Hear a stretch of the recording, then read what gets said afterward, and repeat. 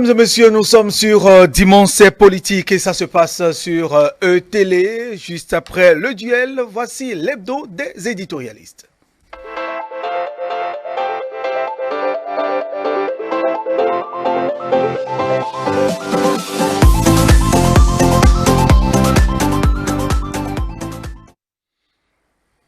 L'hebdo des éditorialistes, ce plateau réservé exclusivement aux journalistes, eh bien, pour décrypter l'actualité, le principe sur l'émission, vous le maîtrisez. Il s'agira pour les invités de faire le choix de leur sujet, l'actualité qui les a marqués tout au long de la semaine et ces derniers jours. Les invités sont déjà sur place. Moïse Dosoumou, bonjour. Bonjour Théodore. Bonjour mesdames, messieurs. Merci de répondre à notre invitation ce dimanche. Avec vous, nous avons bienvenue à Ouazzaghan. Bienvenue, bonjour. Bonjour, je rappelle que Moïse Dosoumou est du journal du quotidien Fraternité, le quotidien de Ménoté. Bienvenue à Ouazzaghan de La Primeur. Nous aurons avec nous d'ici là Félicien Fayon du quotidien Le Matinal. Il va nous rejoindre, mais en attendant, nous allons démarrer avec les deux qui sont déjà sur le plateau.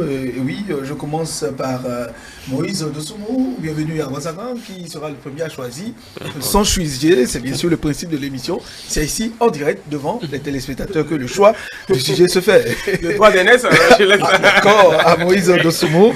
Ok, Moïse Dosoumou, quelle est l'actualité qui vous a marqué dans la semaine? Bon, je propose qu'on s'intéresse un peu aux 100 premiers jours de nos différents conseils communaux et municipaux, pour qu'on voit à peu près les premières actions qui ont été initiées. D'accord, 100 premiers jours des maires, les premières actions. D'accord, merci à vous. Bienvenue à Ouazzaghan, l'actualité qui vous a marqué dans la semaine, ces derniers jours. Voilà, moi, ce sont les performances économiques. Il faudrait revenir là-dessus, vu par les acteurs économiques, parce qu'il y a des éléments qu'il faut expliquer aux téléspectateurs, parce qu'il y a beaucoup de choses qui se disent. Il faut donner des détails pour voir est-ce que du point de vue macroéconomique, quand on quitte la macroéconomie pour la microéconomie, comment ça arrive pour que cela tombe dans le panier de la ménagère. Très bien.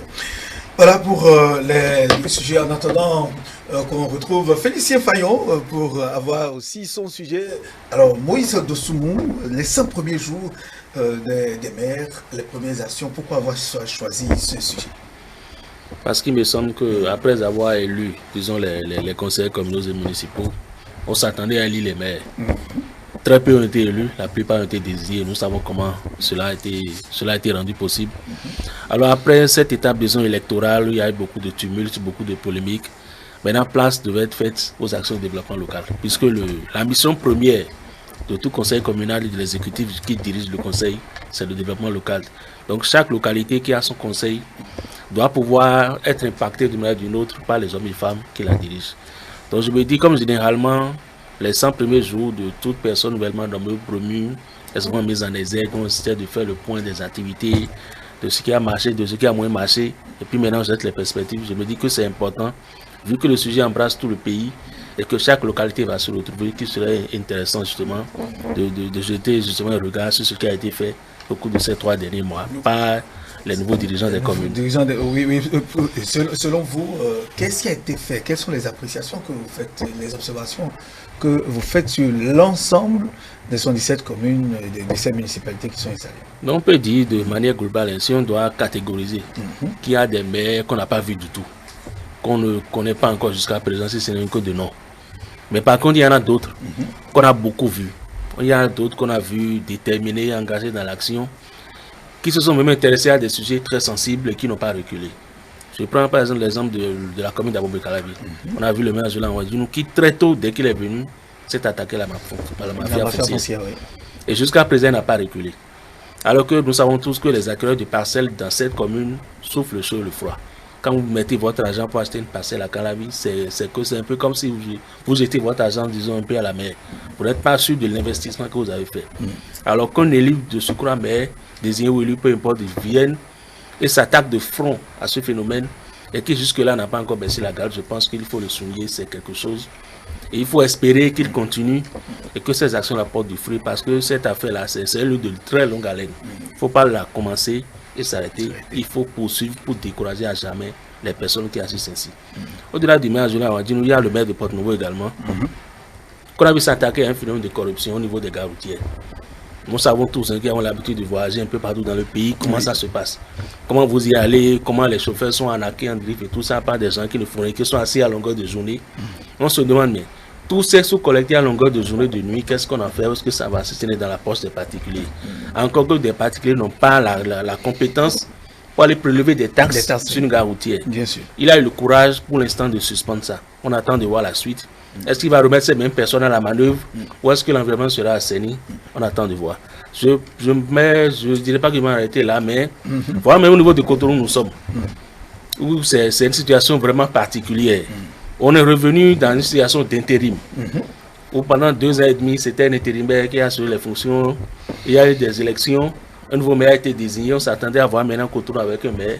Mais du jour au lendemain, le maire désigné étant plus ou moins malade, c'est son premier adjoint qui reprend l'intérim et avec des décisions fortes, tout de suite. Il suspend des gens, des cadres très bien placés, il les suspend sans ménagement, il prend des décisions. On sent en lui peut-être un certain dynamisme, il veut montrer qu'il n'est pas là pour la forme et que même s'il n'est pas maire, qu'il assume les fonctions de maire, qu'il veut faire quelque chose. Mais ça, c'est juste sur le plan administratif. Mais dans les faits, sur le terrain, dans la réalité, on ne le sent pas vraiment. Sinon, pour l'instant, pour moi, c'est encore un intérimaire bureaucrate. On veut le voir beaucoup plus sur le terrain pour des actions qui impactent. Très bien. Je vais m'en arrêter là pour le moment au niveau du C3 communal. Oui, bienvenue à Ouagazagan. Vous avez suivi Moïse Dossoumo. Alors, votre avis sur la question? Oui, mais il faudrait préciser qu'au niveau de nos différentes municipalités, permettez-moi de parler de municipalités parce que parfois on parlera de communes. Et donc, quand on prend ces 100 jours, c'est vrai qu'il faudrait les évaluer là-dessus. Et le doyen l'a précisé tout à l'heure, il faisait comprendre que c'est devenu une tradition. C'est une coutume. Et donc, à partir de ce moment, il faut venir évaluer ces mails-là sur ces 100 jours-là. Et donc, il a pris certains volets qui m'intéressent d'ailleurs. Vous voyez, quand vous prenez Aboumé Calavi, tous, même dans le subconscient de tout Béninois, Aboumé Calavi fait partie des zones ou bien des communes dans lesquelles, je dirais, une commune dans laquelle, du moins, on trouve de la mafia foncière. C'est en pagaille. Il faut même pas le cacher. Et donc, aujourd'hui, quand on arrive donc à pouvoir donc chercher les réserves administratives, nous avons remarqué que les réserves administratives ont été détectées et ils sont en train donc de pouvoir donc déguerpir ces gens-là. Mais là où le bas blesse en réalité, comment il faut poursuivre, c'est-à-dire de manière conséquente, les différents auteurs de ces actes de mafia. Parce que, vous voyez, celui qui a payé la parcelle chez quelqu'un et qui y habite depuis des années, comment aujourd'hui il va se retrouver un toit? Comment l'action pourrait être menée en justice? C'est des choses, des éléments sur lesquels il ne faut pas lésiner sur les moyens pour pouvoir aller dedans. Il faut, c'est-à-dire faire feu de tout bois pour que les populations qui ont été victimes de cette situation-là soient, en tout cas, retrouvent satisfaction et trouvent quelque part où rester. Mais c'est-à-dire que là où le problème va se poser, en matière de justice au Bénin, c'est-à-dire il y a tellement de dossiers devant la justice. Et donc, c'est pour ça, aujourd'hui, si vous voyez que le gouvernement décide même de recruter assez de magistrats, c'est pour procéder à un désengorgement de nos différents tribunaux. Parce que ces dossiers-là vont durer dans le temps. Les gens, pendant ce moment, seront où? Voilà le problème qui se pose. Et donc, il faut nécessairement que, dorénavant, à partir d'aujourd'hui, tel que cela a été précisé, il faut aller jusqu'au bout. Et le cas de Porte-Novo, oui, la question des gars. Et quand vous allez dans les gares, vous allez remarquer qu'il y a une catégorie. C'est comme si c'est une question de droit d'aînesse en réalité. Et donc, quand lui, il finit pendant un certain bon nombre d'années de travailler, et donc lui, il ne conduit plus, et il crée quelque chose qu'ils appellent, en tout cas, ils se disent syndicat, et si vous voyez, ils ne font que racketter leur compère, je dirais. Et donc, ça, là, en réalité, l'argent, la municipalité ne trouve rien de bon en la matière. Donc, il faut mettre fin à cette pagaille-là. Ce n'est pas seulement à Porte-Novo, c'est partout dans le Bénin. Quand vous allez voir ces différents syndicats-là, ils vont vous parler et d'autres ne vivent que de ça. Voilà autant d'aspects. C'est-à-dire, ils se disent aînés, et donc parce qu'ils sont aînés, vous qui êtes venus aujourd'hui, vous devez vous plier. Donc c'est comme si c'est le droit d'aînesse là qui leur permet d'être membre de ces syndicats-là et ils grugent les autres. Permettez-moi de le dire de cette façon. Voilà autant de choses. De la même façon, je vais ajouter un élément. Vous voyez, ils ont interdit, parce que nous sommes en période de Covid-19. Vous voyez que, vous savez que Porto-Novo, c'est un bastillon de la célébration quand il s'agit quand on est en week-end. Et c'est l'ergot, permettez-moi de le dire de cette façon-là. Nous avons remarqué que sur instruction du maire Nyakoti, les éléments de la police républicaine descendent. Et comment ils font tout récemment? J'ai même vu, j'ai assisté à une scène du genre. Les gens n'ont pas respecté les conditions, les consignes qui ont été données. Et donc, ils ont commencé par jouer leur musique. Et je vois les éléments de la police qui sont venus comme un citoyen lambda. Permettez-moi, quand je l'appelle lambda, parce que ce sont des hommes civils et donc ils se démarquent des autres. Donc ils sont venus très simplement et il y a déjà une personne qui quadrille déjà l'environnement et il y a une autre qui interpelle ceux qui filment au même moment. Et donc ils ont pu gérer la situation et j'étais étonné. J'ai dit waouh, voilà des gens qui permettent à ce que le respect des différentes mesures soit de mise. Sinon, je vous dis, quand vous allez vous circuler dans Porto-Novo, il y a encore d'autres endroits où les manifestations continuent et qu'on n'arrive même pas à pouvoir donc les intercepter. Je dis, la police républicaine est en train d'accomplir sa mission, mais il reste encore d'autres localités dans cette commune-là. Il faut aller dedans pour pouvoir donc dénicher. Et c'est tellement, c'est pas que dans Porto-Novo, ça se passe un peu partout, dans presque toutes les communes du Bénin. Donc je maîtrise le plus. D'accord, très bien. Alors, je vous signale que Félicien Fayon nous a rejoint. Félicien, bonjour.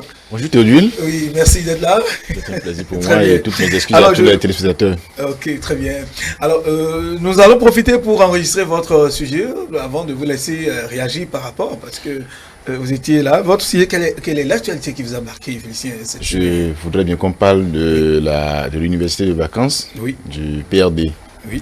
Et aborder certaines parties du discours du président Adrien Ndji, surtout là où il estime que ils sont mis de côté parce qu'ils n'ont pas accepté adhérer aux deux blocs soutenant le régime en place. Très bien.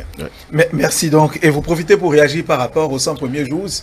Oui, 100 premiers jours, je pense qu'on en avait parlé le dimanche dernier. Moi, ma position, je la maintiens, c'est que les maires, au lieu de prendre certaines décisions tout de suite qui vont à l'encontre des populations, doivent pouvoir agir pour rassurer les populations, pour leur dire que ceux qu'ils ont élus à la tête des communes sont là pour eux d'abord. Pour elles d'abord, je parle bien sûr des populations, et donc poser des actions fortes, électrifier les villes, les artères de la ville, essayer donc de faire en sorte qu'il y ait une meilleure salubrité. En tout cas, agir pour que la population se sente déjà aimée par ceux qui sont là. Maintenant, après ça, les actions qui sont un peu, qui blessent, notamment par les histoires de réserves administratives et autres, peuvent venir après. Je ne demande pas d'abandonner ça. Mais pour moi, c'est que ce n'est pas le moment. Nous vous avons élu maire.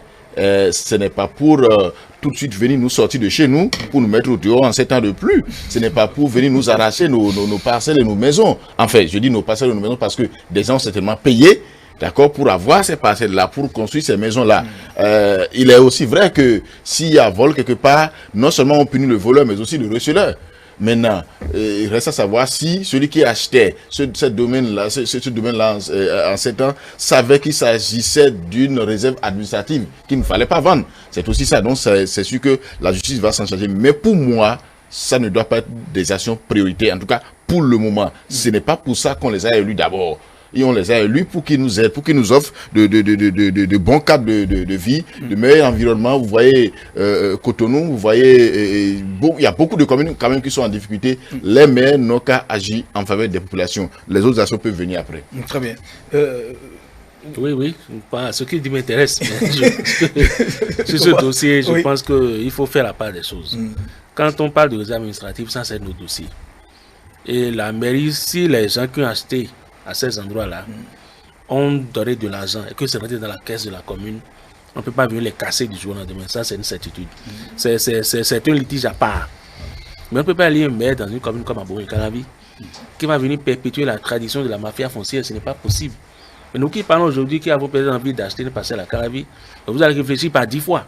Mais si vous êtes sûr que c'est une parcelle sécurisée à 1000%, vous allez réfléchir à 10 fois avant d'y mettre de l'argent. Un maire qui vient et qui veut mettre de l'ordre dans ce secteur-là, je ne pense pas que ce soit une action secondaire. Elle est même plus que prioritaire.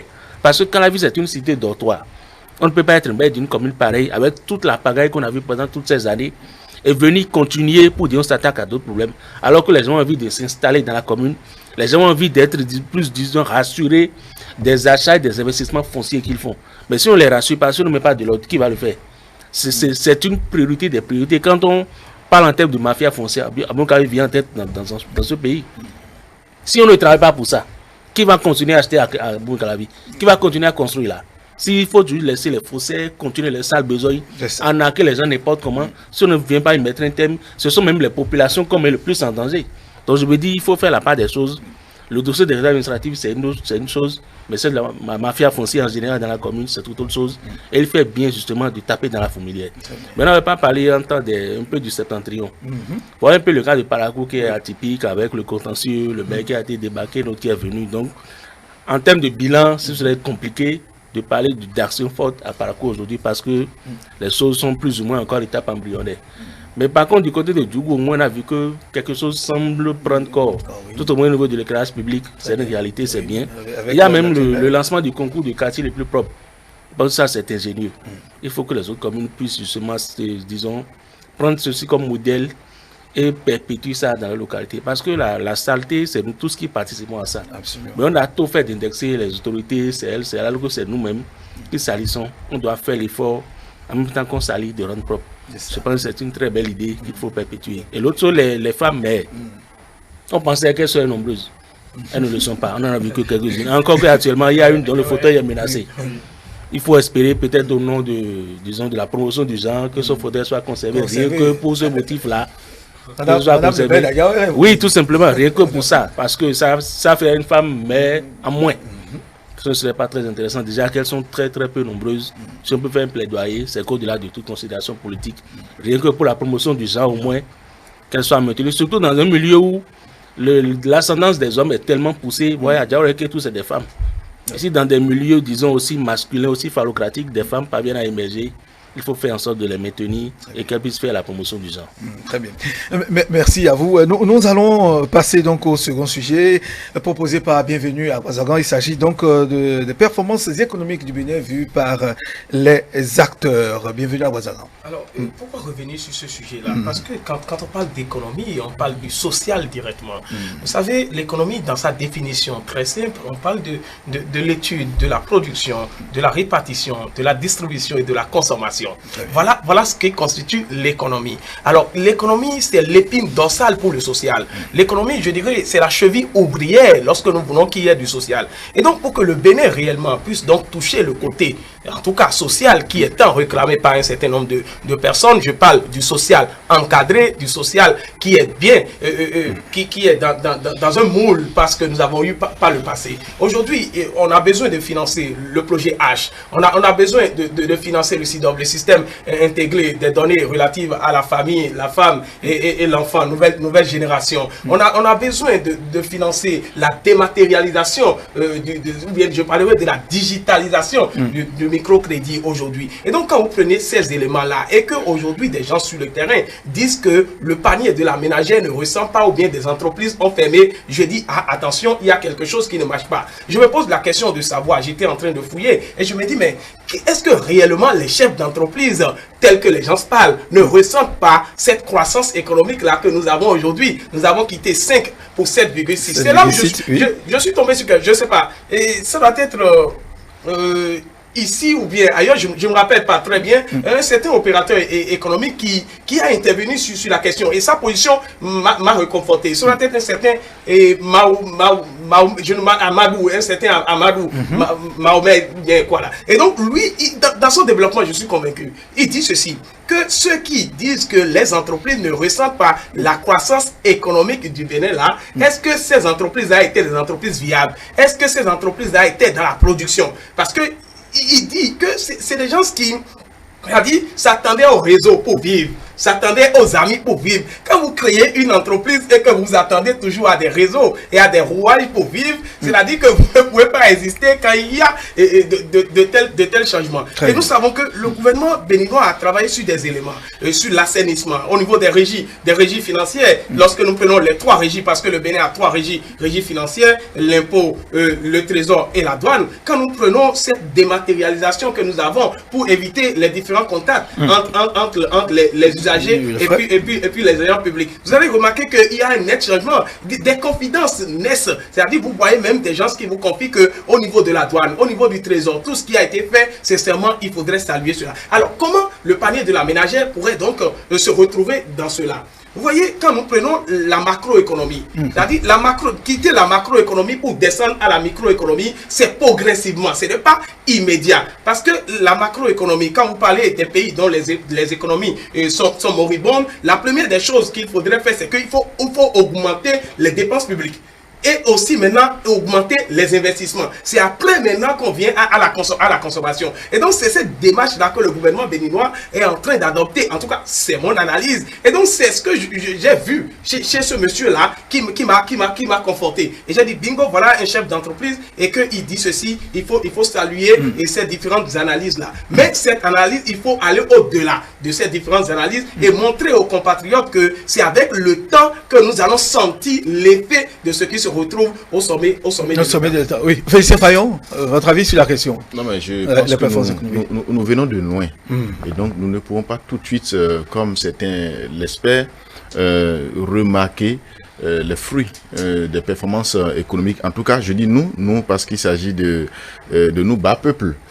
Parce que ceux qui mesurent le taux de croissance économique se basent certainement sur certains agrégats que nous ne connaissons pas forcément. Et donc, c'est eux qui savent d'où est-ce que nous on vient et c'est eux qui savent là où on est maintenant, ils savent là où ils sont en train de nous conduire. Donc, ils se basent certainement sur certains résultats déjà obtenus grâce à des réformes engagées dans des secteurs bien définis. Voilà. Et donc, à partir de cet instant, c'est vrai, ceux qui estiment que au niveau du panier de la ménagère, il n'y a pas encore, on ne ressent pas encore les chiffres et les résultats que le Bénin vend, c'est normal. C'est parce que ils n'en savent rien. En fait, qu'est-ce que nous on en sait? Notre problème, c'est que si le jour se lève, qu'on puisse manger, qu'on puisse s'habiller et vaquer à nos occupations. Mais quand on ne trouve pas à manger, on estime que rien ne va. C'est cela en réalité. Et bienvenue là dit tout à l'heure pour dire, mais ceux qui ont des entreprises, ceux que les entreprises n'ont qu'à savoir comment est-ce que les entreprises fonctionnent. Est-ce que par le passé, il faut avoir les marchés publics à travers donc des copinages, d'accord, sans payer même, sans reverser la TVA, et on vit bien et on pense que c'est ça qui est bon, c'est ça qui veut dire que le panier de la ménagère est bien et que l'économie est vraiment croissante. Est-ce que c'est de ça qu'il s'agit ou bien est-ce qu'il s'agit d'un assainissement qui permet aujourd'hui de gagner les marchés de façon transparente, de verser les impôts qui reviennent à l'État et d'exécuter les dépenses comme cela se doit? Est-ce que c'est de ça qu'il s'agit? Et il faut faire la part des choses. L'État sait d'où est-ce qu'il vient. Le gouvernement sait d'où nous venons. Et c'est là où il va. Et donc, c'est progressivement, comme il a dit, que nous allons remarquer. En 2016, quand le président Patrice Talon est venu, on a vu qu'il n'y avait rien. En 2017, ils avaient commencé par casser des gens. Tout le monde criait pour dire, mais c'est quoi cette affaire-là? On veut détruire l'économie. Que l'économie informelle est la meilleure, celle qui permet aujourd'hui d'avoir un taux de croissance important dans le pays. Tout le monde avait crié. Même nous-mêmes qui sommes là aujourd'hui, on avait dénoncé cela pour dire que ce n'était pas bon. Mais déjà, dès 2018, dès 2019, nous avons commencé par voir effectivement des routes poussées. On a commencé par voir effectivement que le coton a connu une forte croissance. Voilà, une forte production. Et donc, on a vu qu'aujourd'hui, les produits vivriers, il y en a tellement assez. Nous avons vu également que la tomate qui, j'ai dit, coûtait cher chez nous, alors que ces produits chez nous, a commencé par quand même être disponible sur le marché. Enfin, il y a eu beaucoup de choses que nous avons remarquées au fil du temps. Donc, progressivement, nous allons sentir les résultats des réformes en cours et qui montrent effectivement que le taux de croissance au Bénin a connu une augmentation. C'est de ça qu'il s'agit. Merci. Moïse Dossoumo. L'augmentation du taux de croissance ne veut pas dire directement que cela va influer, va impacter le quotidien des Béninois. Non, c'est pas vrai. Il faut faire très attention. Le taux de croissance, c'est primairement le secteur économique, c'est la création de richesses. Et quand on dit qu'il y a taux de croissance, qu'il y a augmentation du taux de croissance, normalement, il doit y avoir augmentation de création de la richesse. Est-ce le cas? Il n'y a que le secteur privé qui peut réellement nous le dire. Mais quand vous écoutez un peu les capitaines d'industrie, de ceux qui ont plus ou moins encore qu'on n'a pas de grosses entreprises ici, mais moins bon, celles qu'on peut appeler grosses entreprises ici, béninoises. quand vous les écoutez, Oui. le teint à la grisaille, ce n'est pas vraiment la joie à leur niveau. Quand vous les écoutez souvent, quand ils parlent, ils se plaignent constamment. Il n'y a pas assez d'argent, il y a telle difficulté, il y a ci, il y a ça. Mais c'est normal, quand on fait des réformes, ça ne peut pas donner du jour au lendemain. C'est normal que des gens qui étaient habitués à telle chose, et qu'on leur présente peut-être le contraire, bien d'autres pratiques révolutionnaires, qu'ils aient du mal peut-être à s'adapter, mais qu'ils estiment que ce n'est pas la bonne voie et qu'ils veulent résister, tout ça c'est normal. Mais je me dis, tout ce qu'on dit, enfin, tout ce qui est avancé comme performance, comme résultat intéressant, comme quoi même, comme des prouesses extraordinaires, il n'y a que le temps qui puisse nous le dire. Pour l'instant, aucun gouvernement ne peut, comment dire, ne peut venir tirer sur lui-même, ne peut s'autodétruire. Il va toujours dire que tout ce que je fais c'est bien, c'est très bien, personne n'a jamais fait ça avant moi. Mais c'est le temps qui nous permettra de voir clair dans l'affaire. Pour l'instant, moi je leur concède le fait de s'attribuer des prouesses, c'est de leur droit. Mais nous sommes là, et au fil des mois, des années, nous allons comprendre réellement de quoi il s'agit. Parce qu'avant eux, ils sont venus dire nous avons fait ci, nous avons fait ça, nous sommes les meilleurs. Après, on a constaté que ce n'était pas le cas. Donc pour l'instant, ils ont là le monopole des informations. Ils ont le monopole de tout ce qui ne peut pas être révélé maintenant. Ils estiment qu'ils sont les meilleurs. D'ici peu, quand ils ne seront plus là, quand ça prend des années ou des décennies, on va voir clair dans le jeu, on soit réellement en cette telle période. Voilà ce qui a été dit. Voilà ce qu'on nous disait, mais la réalité, voilà. Si ça concorde, tant mieux. Si ça ne concorde pas, on saura qu'on nous a enfarinés. Vous voulez réagir? Félicien veut réagir? Non, mais je voudrais soutenir ce que Moïse a dit. On dit qu'avec le temps, on saura effectivement si les chiffres qu'on nous vend, les chiffres qu'on exhibe, sont de vrais chiffres ou bien sont des chiffres effectivement issus des réformes que le gouvernement actuel est en train de conduire. Vous savez, quand en 2012, le gouvernement du président Boni Yayi avait alors décrété avait dissous l'AIC, sous prétexte que l'AIC était contrôlé par une seule personne et que le secteur du coton, c'est une seule personne qui contrôle le transport du coton, le grainage et tout, que ce n'est pas normal que l'AIC n'était pas performance. Et ils avaient dissous cette structure-là, qui est donc l'association interprofessionnelle de coton. Oui. Donc, on a vu les résultats en 2013, en 2014, en 2015 et même en 2016 du coton. Mais lorsqu'en 2016, par exemple, ceux qui sont au pouvoir en ce moment ont réinstauré l'AIC, nous avons vu également les résultats en matière de production de coton en 2017, en 2018 et en 2019. Et on attend maintenant de voir ce que la campagne 2020-2021 va donner. Donc, c'est-à-dire que si un gouvernement ment, c'est sûr qu'on va réussir à le découvrir plus tard. Même si ce n'est pas maintenant, dans quelques années, nous saurons si c'est vrai ou si ce n'est pas vrai. À moins que ceux qui vont succéder à ceux qui sont là en ce moment détruisent ce qui a été monté. Mais je ne crois pas. Si effectivement c'est un bon montagne, qui a une bonne fondation, quel que soit le régime qui viendra, aucun régime ne viendra pour détruire l'économie du pays qu'il entend diriger. Et donc on aura forcément le résultat dans les années à venir. Oui, bienvenue.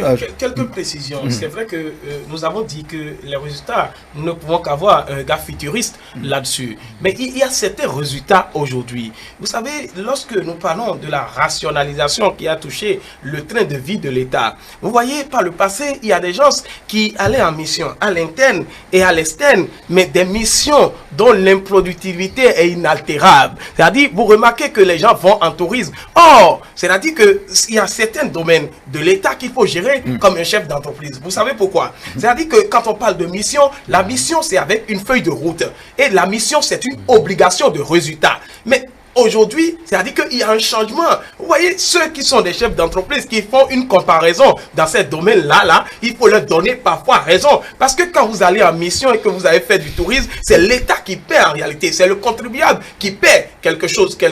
Mais aujourd'hui, nous avons senti. Aujourd'hui, pour aller en mission, il y a une base, il y a un fichier dans lequel vous tapez l'immatriculation de votre véhicule, vous tapez votre nom. Si vous êtes en mission à Kyomi et qu'une autre mission sort et que vous dites que vous irez en mission à Porte-Nouveau, vous tapez dans la base de données, mais ça dit que vous êtes déjà en mission quelque part. Au moins ça, c'est un résultat qu'il faut déjà saluer par rapport à cette rationalisation-là. Donc, voilà des éléments qu'il faudrait noter aujourd'hui. C'est vrai, le regard futuriste est de mise, mais il y a déjà des éléments qui se voient déjà. Très bien. Moïse, un autre mot. Voilà, nous allons passer donc au troisième sujet. Il s'agit donc de l'université de vacances du PRD. C'est une proposition de Félicien Fayon, surtout le discours du un pan du discours du président Adrien Ngouedi. Oui, j'ai suivi le discours du président Adrien Ngouedi. Oui. Je l'ai perçu comme quelqu'un qui est venu pleurnicher sur le sort que connaît actuellement le parti politique. Et j'ai aussi l'impression qu'il est en train de doigter des gens comme étant à la base de ce que vit aujourd'hui le parti du renouveau démocratique. Alors que, de mon point de vue, ça ne devait pas être le cas. À mon avis, cette université de vacances devait permettre donc d'évaluer le parcours du parti, essayer de retrouver, de rechercher à son propre niveau, en tout cas au niveau du président et donc des ressorts du parti, là où eux-mêmes ils ont trébuché, là où ils ont échoué, pour voir les actions à mener dans le futur pour pouvoir se relever. Et c'est pour ça que quand il parle même de remontada, je suis d'accord avec lui. Mais là, il faudra faire des efforts.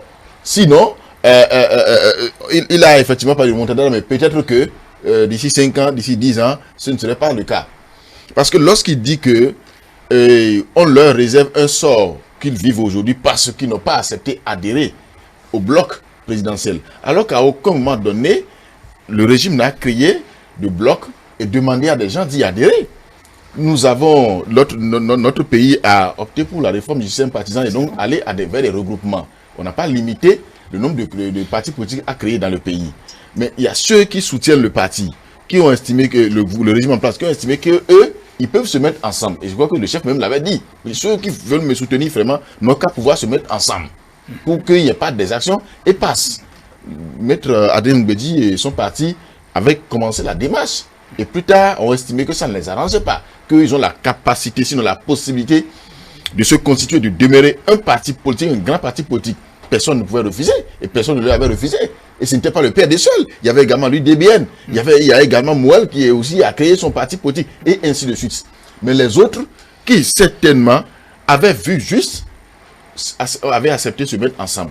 Le PRD, plus tard, a démontré le contexte de la capacité qui nous vendait, qui nous avait vendu. Malheureusement, on est allé aux élections en 2020. Ça n'a pas marché. Si en 2019, par exemple, le PRD avait accusé des gens d'avoir fait des montages, d'avoir fait des manipulations sur sa liste pour que la liste soit invalidée. Mais en 2020, le PRD a participé réellement aux élections.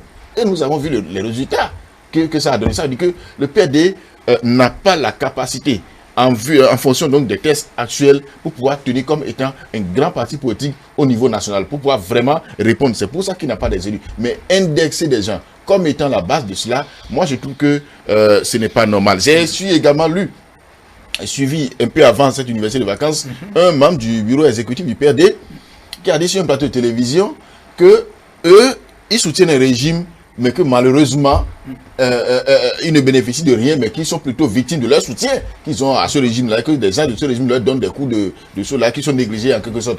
Mais je voudrais dire, mais en fait, le PRD soutient le régime actuel, je ne sais pas, en quoi faisant et comment? Parce qu'en réalité, en 2016, le PRD n'avait pas soutenu le président Patrice Talon. Et depuis 2016 jusqu'à ce jour, le PRD n'a pas soutenu le président Patrice Talon, en tout cas, à aucune échéance électorale donnée.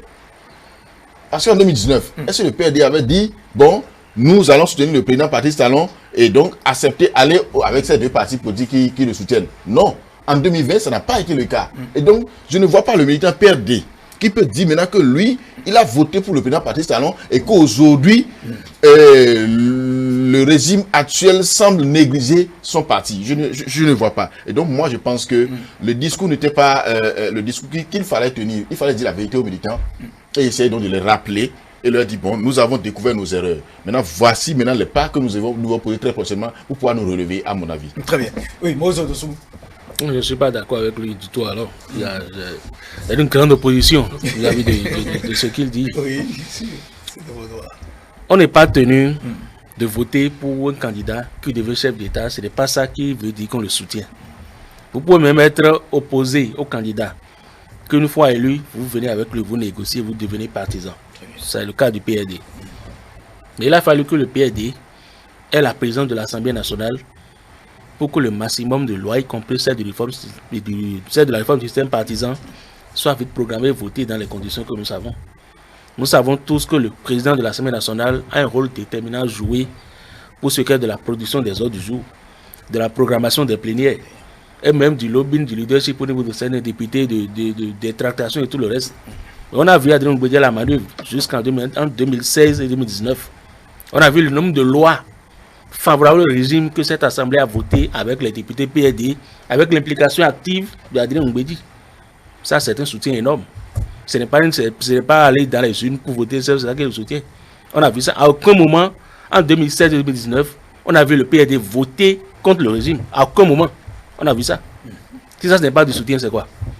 Si ce n'est pas du soutien, c'est quoi? À quel niveau alors le PRD pense que un instant, vous dites que le PRD n'a rien apporté à Patrice Talon, que nous avons voté pour lui. Mais en 2016-2019, est-ce qu'on n'a pas vu Ngouébé la manœuvre? Est-ce qu'il n'était pas fidèle à Talon? Est-ce que toutes les lois que le gouvernement voulait n'ont pas été votées comme l'État à la poste? Est-ce qu'il y a une résistance de la part des élus PRD pendant ces 3 années-là où Adrien Ngouébé était à la présidence de l'Assemblée nationale? Est-ce qu'il y a une petite opposition à ce niveau-là? C'est à croire que le président n'a pas fait sa volonté. Non, ce n'est pas ça. Le président n'est pas convaincu des lois qui vous avez dit, parce que le président Patrice Talon le voulait, ce n'est pas le ça. PRD voulait. C'est ce que ça veut dire. Vous avez dit quelque chose que Bambrès. Vous dites que le PRD n'a rien apporté au régime. Je vous démontre le contraire. À part cela maintenant, les tractations politiques ou politiciennes, vous et moi ne sommes pas là. Quand il se permet des choses entre vous et moi ne sommes pas là. Quand ils s'entendent sur telle chose et qu'après certaines choses, vous et moi ne sommes pas là pour savoir. Que sur ce que nous avons suivi, nous avons appris. Le discours d'André Ngouébé, moi je l'ai lu, je n'ai vu aucune plainte dans ce qu'il a dit. Je n'ai vu aucune plainte dans ce qu'il a dit. Au contraire, il voit la réalité en face. Et il dit aux gens, nous sommes habitués à des hauts et des bas. Actuellement, nous sommes en bas, apprêtons-nous à remonter. C'est aussi simple que ça. Très bien. Moi, je n'ai pas vu de plainte. Oui. Je n'ai pas vu dans ce discours, loin de là. Ok. Bienvenue à Ouagazagan, nous allons... Il faut dire que le PRD, ce parti, le parti du renouveau démocratique, moi je dis que c'est un parti qui a besoin de 3e poumon. Vous savez pourquoi? Vous savez, tel que Maître Adrien Ngouébé l'a précisé en disant que il y a eu des hauts et des bas et que nous sommes habitués à des hauts et des bas. C'est vrai que ce sont les vicissitudes de la vie politique et je suis d'accord avec, mais est-ce que c'est seulement le PRD qui se retrouve toujours dans ces postures désagréables? Il faut se poser la question, il faut repenser. À un moment donné, le PRD a voulu réorganiser les choses et nous avons vu l'implication d'un certain nombre de jeunes dans le bureau politique du PRD. Mais à un moment donné, on voit que certains jeunes ont fait défection. Ceux en qui le président du PRD, du parti, a confiance. C'est-à-dire, il y a certains, du moins, qui sont partis. Et donc, qu'est-ce qui se passe réellement au sein de ce parti-là? Est-ce qu'il n'y a pas un problème de transmission ou bien de génération? Est-ce que, comment il faut laisser les choses pour que la jeune génération puisse gérer? Est-ce qu'il n'y a pas ce problème-là au niveau de ce parti politique-là? Parce que vous savez, même ce parti, il faudrait dire, lorsqu'on parlait un peu du soutien du PRD par rapport au pouvoir en place, j'ai dit une fois que même l'arc-en-ciel pour un porte-novien, c'est-à-dire, quand il voit l'arc-en-ciel comme ça sur la liste électorale, ça suffit largement pour ce dernier-là de voter. Donc ce n'est pas le soutien qui manque à ce parti politique-là. Ce qui manque à ce parti politique, c'est du management qui manque à ce parti politique. C'est ce qui est en train de se passer. Aujourd'hui, on est en train de dire qu'est-ce que le PRD a pu faire pour le pouvoir en place. C'est vrai qu'avant l'arrivée de Patrice Talon, bien même lorsqu'il était là, c'est-à-dire nous avons vu les différentes actions au niveau du Parlement. Mais il faut disséquer les choses. Moi, je le dis de cette façon. C'est vrai que je ne suis pas dans le secret des dieux pour pouvoir savoir les différentes tractations, négociations qu'il a eu entre les hommes politiques. Ce que je sais, c'est qu'on sait qu'il y a la séparation des pouvoirs. Et donc, le législatif doit jouer son rôle, l'exécutif doit jouer son rôle, le judiciaire doit jouer son rôle. Et donc, en son temps, lorsque le président du PRD est resté à l'Assemblée nationale, il n'a qu'accompli que sa mission républicaine. Et donc, moi, en tout cas, moi, je ne suis pas dans le... Je le dis très bien. C'est-à-dire que c'est pour ça que j'ai mis assez de réserve. Je ne sais pas ce qui a été négocié. Mais ce que nous avons vu, moi, je sais que le législatif est resté dans son rôle. Moi, je ne pourrais pas appeler ça un soutien, mais je dis que c'est une mission républicaine qui a été... Nous allons donner la parole à Maurice. Oui, bien sûr. Oui, je vais rebondir sur ce qu'il dit là. Oui. Le fameux discours qui vaut tant de railleries à Ngouébé aujourd'hui là. Notre pays était banalisé, fracassé, tout ça. C'était pour plaire à qui? C'était pour jeter des fleurs à qui? Ce n'est pas Patrice Talon. Était-il obligé de le prononcer à ce moment-là? Était-il obligé de dire tout ça? Tout ça, c'est dans la logique du soutien. Certes, président de l'Assemblée nationale, c'est une mission républicaine. Mais toutes les lois qui ont été votées, toute la célérité avec laquelle tout ça a été fait, si ce n'était pas inscrit dans la logique du soutien au gouvernement, ça n'aurait pas été fait. On a vu par le passé des législatures où, parce que le président de l'Assemblée n'était pas en odeur de c'était avec le président de la République, on a vu l'opposition qui a été nouée là. On a vu comment beaucoup de dollars ont été bloqués jusqu'au budget. On a vu ça. Mais à Mbedi, on n'a rien vu de tout ça. C'est du soutien, ce n'est pas négligeable, c'est même très lourd comme soutien.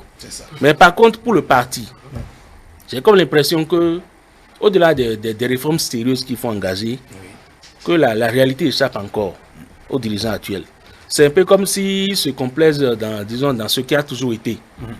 Alors qu'il faut carrément changer de paradigme.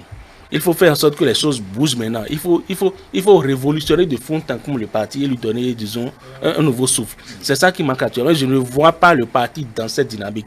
Il faut un peu comme du sur place. C'est-à-dire les mêmes personnes encore qu'on voit que de moins en moins il y a de personnes autour de Adrien Mbedi. Et on ne s'entend pas vraiment que même le peu de personnes qu'il y a travaillent à fédérer d'autres pour qu'il y ait une émergence de nouveaux leaders. C'est ça qui est un peu dommage dans l'affaire. On sent que ça se réduit comme une peau de chagrin et que rien ne se fait pour créer encore une certaine adhésion, un certain enthousiasme auprès des électeurs pour qu'on voit que le parti renaît. C'est ça qui est un peu dommage à mon niveau. J'attends de voir ce qui se fera au cours des prochaines années pour voir si réellement le parti va se réveiller ou bien si les partis vont être finissants. Et donc il faut dire en un mot carrément qu'il faudrait que le président Adrien Mbedi quitte carrément la tête et laisse la place à la jeunesse. On ne peut pas rester ici et le dire parce que on ne sait pas si c'est lui-même qui est le problème du parti ou bien si c'est son entourage, personne ne saurait le dire. Mais toujours est-il que PRD sans mettre Adrien Mbedi, ça va être difficile, ça va être très très difficile. Il faut en tout cas souhaiter que si le parti lui accorde sa confiance, qu'il puisse continuer par rester et continuer par gérer si les gens estiment qu'il gère bien. Je voudrais aller et revenir en arrière pour dire que en 2015, si vous vous rappelez très bien, en 2015, pour que le président Adrien Mbedi puisse accéder au pouvoir, vous savez qu'il a fallu le soutien de l'Union fait la nation, je crois, c'était ça. Il a fallu le soutien de ce regroupement-là. Et on se rappelle qu'à l'époque, le président Patrice Talon n'était pas encore président, il était encore en exil. Personne sur ce plateau ne peut me dire que, oui, qu'il n'a pas connaissance de ce que il y a eu forcément l'implication de Patrice Talon pour que M. Adrien Mbedi batte Komi Koutié à une seule voix pour pouvoir être président de l'Assemblée nationale. Mais si quelques mois plus tard, c'est-à-dire en 2016, le même Patrice Talon revient pour dire je veux être candidat à la présidentielle et que M. Adrien Mbedi refuse pour aller soutenir Lionel Zissou juste parce que oui, mon parti doit être du bon côté. Parce que, rappelez-vous, il a tenu un discours, il dit le PRD ne fera plus l'opposition. Le PRD fera la mouvance. C'est-à-dire que si aujourd'hui même on estime que le PRD a soutenu Patrice Talon, ce n'est pas parce qu'il en était convaincu, mais c'est parce qu'il a fait l'option de ne plus faire l'opposition. Et donc s'il y a eu des lois qui sont passées à l'Assemblée nationale sans contestation de la part du PRD, ce n'est pas pour soutenir le président Patrice Talon, mais c'est parce que le PRD veut rester dans sa logique de demeurer au niveau de la mouvance. Si vous avez soutenu Zissou en 2016, d'accord, contre le même Patrice Talon qui vous avait fait président de l'Assemblée nationale, en tout cas qui a contribué à votre élection, et que 2 mois après l'installation, vous faites une déclaration pour dire oui, nous soutenons le président Patrice Talon, alors qu'il n'y a pas il y a aucune échéance en vue. Mais l'échéance qui suit, c'est-à-dire en 2019, la même personne dit tous ceux qui me soutiennent n'ont qu'à se mettre dans les rangs. Vous dites non, que vous ne voulez pas perdre votre parti, vous ne voulez pas perdre la domination ni le logo et vous imposez, vous sortez des rangs. Pourtant, vous continuez de dire que vous êtes de la mouvance. 1 an plus tard, vous refusez toujours, vous gardez votre position. Et aujourd'hui, vous venez pleurnicher. Moi, je crois que, à mon avis, il n'y a eu de soutien du PRD pour le président du parti à aucun niveau donné. À aucun niveau donné, en tout cas, de ma position. Je le dis parce que je parle en faute de ce que mais Moïse a dit que nous ne sommes pas dans le secret de Dieu. Peut-être que entre les 2 hommes, il y a eu des accords. Peut-être que entre le PRD et Patrice Talon, il y a eu des accords dont nous n'avons pas connaissance. Mais je me rappelle avoir suivi le président Adrien, Augustin Robert, qui a dit des choses entre le PRD, le président et Patrice Talon. Donc on sait qui a soutenu qui a apporté du soutien à qui, on le sait. Quelques précisions, il faudrait dire. Moi, je suis contre la philosophie selon laquelle on ne fera plus l'opposition. Moi, je me pose la question. Donc, ça veut dire que le parti veut devenir un Béni oui, je dirais. Vous voyez, à partir de ce moment-là, lorsque telle personne prend le pouvoir, nous sommes toujours présents. Et donc, ça veut dire qu'eux, ils sont toujours d'accord pour sa conviction. Et donc, ne disons pas, je ne vais pas utiliser le mot, mais ça va bien aller dire. C'est comme si c'est de la comédie politique, permettez-moi de le dire de cette façon-là. Et que pour bénéficier des intérêts du pouvoir, on se dit qu'on fera rien que de la mouvance. Ça veut dire que d'ailleurs même ce qui se dit au niveau de la population pour dire on ne fait jamais l'opposition, ça se réitère au niveau des partis politiques. Donc si nous allons rester dans cette logique-là, ça veut dire qu'il y a un souci. Et donc ceux qui sont dans l'opposition ne trouvent pas quelque chose dans une gouvernance. Or nous parlons de la démocratie. C'est ce qui est en train d'être dit de cette façon-là. Et donc si vous allez dans le bastillon, je dirais, du PRD, vous allez entendre, c'est parce que le PRD a soutenu le pouvoir en place, qu'il y a telle chose à Porte-Novo, il y a eu telle action. Moi, je ne sais pas. C'est un projet qui est exécuté pour tout le Bénin, et donc le Porte-Novo a été pris en compte, et donc basta. Il faudrait nécessairement que, c'est-à-dire ces gens de propos, permettez-moi de le dire, ne sortent pas, c'est-à-dire, parce qu'on ne connaît pas ce qui pourrait se passer demain. Si quelqu'un connaissait ce qui pourrait se passer demain, on pourrait rester campé sur cette position-là. Il faut toujours laisser de réserve, surtout quand nous sommes en politique. En politique. Oui, je vais revenir, parce que cette affaire de je ne veux pas rester dans l'opposition là, ça a été une inspiration malheureuse de Adrien Mbedi. Ce qu'il voulait, en fait, ce à quoi il pensait peut-être, c'était qu'après une longue traversée du désert, parce que ce qui réussit mieux au PRD, c'est l'opposition. Oui. Non, sincèrement, c'est vrai. Ce qui réussit mieux au PRD, c'est l'opposition. Mais en étant dans l'opposition pendant toutes ces années-là, le PRD a perdu des plumes. Des leaders sont partis, des ténors sont partis, et le parti a commencé par manquer de souffle. Donc ils se sont peut-être dit à leur niveau, bon, il faut qu'on arrête cette affaire-là, et qu'on a nous-mêmes voir du côté du pouvoir pour essayer de garder nos moyens, peut-être d'en avoir beaucoup plus. Mais le calcul n'a pas prospéré. Ça a été toute autre chose, et ils n'ont pas su revenir en arrière pour se renier, parce que quand Adrien Mbedi prononçait cette phrase-là, il était convaincu qu'il n'y a rien à faire, c'était ce qui passait, et que son parti serait mieux positionné. Quand ça ne s'est pas bien passé, il n'a pas eu peut-être l'humilité de revenir à zéro et de ravaler ses vomissures. Donc il est resté campé dans cette position-là. Et il a tout fait pour montrer une certaine loyauté quand même Patrice Talon quand il était au niveau de l'Assemblée nationale. Avec tout ce qu'on a vu, tout ça. Mais il faut que le parti, à un moment donné, puisse faire la part des choses. Est-ce que nous voulons continuer à exister? Si c'est oui, il faut faire ce qu'il faut. Si c'est non, ce qu'il faut selon vous, c'est quoi? Non, c'est révolutionner, c'est revoir les fondations du parti de fond en comble. Oui. C'est révolutionner les pratiques, les mentalités, tout le reste. C'est tout revoir à zéro et maintenant décider de nouvelles choses et puis s'en tenir là. Mais s'il faut continuer comme ça se passe avec l'environnement politique actuel, je crains que d'ici quelques années que ce parti meure complètement et qu'on n'entende plus parler. Donc il appartient aux gens qui sont encore là maintenant et qui se réclament à cœur à cri du PRD, de voir la réalité en face et de prendre les décisions qui s'imposent et de les assumer. Et c'est à eux de voir ce qui leur convient le mieux. Très bien. Merci à vous tous. Nous avons fait un dernier tour de table par rapport aux trois sujets. Félicien Fayon. Oui, moi je... Rapidement, en 30 secondes, s'il vous plaît. En 30 secondes pour dire que la situation du PRD en ce moment n'est pas la meilleure et je pense que c'est vrai, c'est le seul parti qui aujourd'hui a 30 ans parce que les autres sont partis, les autres partis qui étaient créés à l'époque aujourd'hui n'existent plus, le PSD, le parti de Sakalafia et autres n'existent plus, c'est le seul parti qui a pu tenir jusqu'à avoir 30 ans. Le doyen des partis politiques. Oui, pratiquement, le doyen des partis politiques, mais 30 ans après, et quel est le bilan, qu'est-ce que le PRD a gagné? Si 30 ans après votre création, vous êtes aujourd'hui sans élus, c'est-à-dire que sans conseiller municipal, sans conseiller communal, sans député, et sans rien du tout, et qu'il n'y a que peut-être que quelques cadres qui sont nommés au niveau de l'appareil de l'État, je pense que il faudra, comme Moïse l'a dit, s'asseoir pour réfléchir et repenser le fonctionnement du parti. Très bien. Oui, bienvenue. C'est ce qu'on est en train de dire. Il faut reformater, je dirais, le PRD. C'est pour ça que j'ai parlé tout à l'heure du troisième poumon, parce qu'il faudrait donc tout changer pratiquement à ce niveau-là pour pouvoir donc avoir un avenir meilleur, ou je dirais même radieux. Mais quand nous prenons tous ces éléments et nous les mettons dans un agrégat, il faudrait dire que la réforme du système partisan, il y a aujourd'hui au Bénin des partis de droit et des partis de fait. Il faudrait qu'on évite cela. Il faudrait que les partis qui restent entrent dans le jeu pour pouvoir donc asseoir un bon système qui pourrait être plus bénéfique pour les prochaines fois. Très bien. Moïse Dossou. Moi, je vais inviter les maires et les conseils municipaux à sortir un peu de la zone de confort. Très bien. Ouais, le développement local, c'est tellement enthousiasmant et c'est tellement exaltant qu'il faut travailler pour atteindre des résultats. Et ils ont la chance d'être tout près des populations qui peuvent leur exprimer leurs besoins et ils ont la possibilité de régler ce problème-là. Donc, ce n'est pas la peine de rester enfermé à la mairie, de jouer au maire et tout ça. Il faut mouiller le maillot. Il faut sortir pour impacter ces mandats parce que la pauvreté, c'est là tout près.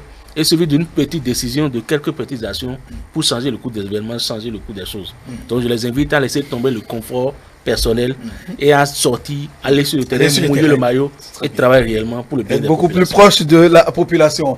Merci à vous, chers invités. Ainsi prend fin l'hebdo des éditorialistes. Moïse Dossoumo de Fraternité était sur ce plateau. Félicien Fayon du matinal et bienvenue à Gbazagan. Merci de nous avoir suivis.